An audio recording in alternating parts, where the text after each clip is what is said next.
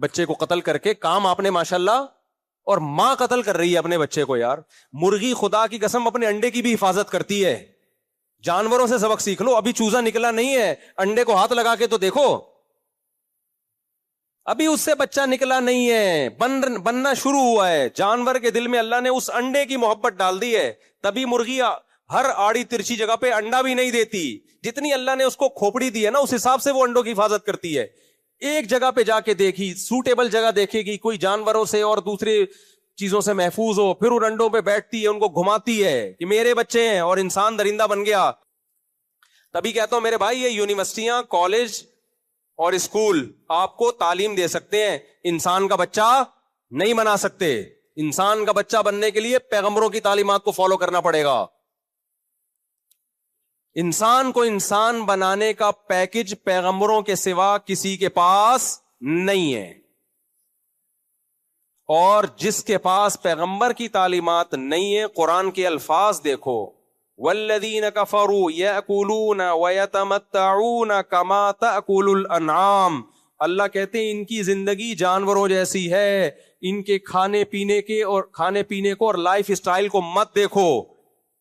اللہ کی نظر میں ان کا کھانا پینا اور جانوروں کا لائف اسٹائل میں کوئی فرق نہیں ہے، ایک ہی جیسا ہے. بل ہم اضل، اور ایک اور جگہ فرمایا بلکہ جانوروں سے بھی بدتر. تو پیغمبروں کی وقت ہو گیا پورا میرا خیال ہے. پیغمبروں کی جو تعلیمات ہیں وہ قوم کی جو سوسائٹی میں جو جرم ہے نا اس کے لحاظ سے. تو اس لیے میرے بھائی یوٹیوب پہ جو ایک تماشا مچا ہوا ہے نا، وہ ادھر ٹانگیں کھینچ رہا ہے، وہ ادھر ٹانگیں کھینچ رہا ہے. علمیت جھاڑنا ایک الگ چیز ہے، قوم کی اصلاح وہ بالکل ایک. تبلیغ نے قوم کی اصلاح کر کے دکھائی ہے، تبلیغ والوں نے. حالانکہ بیانات کتنے سادہ ہوتے ہیں ان کے، اجتماع میں جاؤ کوئی افلاطونیاں نہیں ہوتی، لیکن بڑے بڑے لوگوں کے دل پگھل گئے. انڈیا میں ایک صاحب تھے، ڈرگ کا بڑا ان کا بڑے اسمگلر تھے. اچھا، نشے کے جتنے بھی بڑے بڑے اسمگلر ہیں نا، میں نام بتا سکتا ہوں، سب حاجی ہیں، اور سب کے نام کے ساتھ حاجی لگا ہوا بھی ہے. ہیروئن کے بہت بڑے اسمگلر ہیں حاجی فلاں. میں نے پوچھا اس کے بارے میں، یہ کون گیا یار؟ انہوں نے کہا حاجی فلاں. پھر ایک اور، اب میں نام تو نہیں لوں گا نا. پھر ایک اور پتہ چلا بھی وہ ایک اور کنٹری میں نا، دبئی میں بھی جاتا ہے کچھ چھپ چھپا کے، واللہ عالم. ایسا نا دبئی والے مجھ سے پوچھیں کہاں دیکھا تم نے؟ شاید ہو سکتا ہے جاتا ہوں، مجھے کیا پتا بھائی. اور بھی بہت ساری جگہیں ہیں.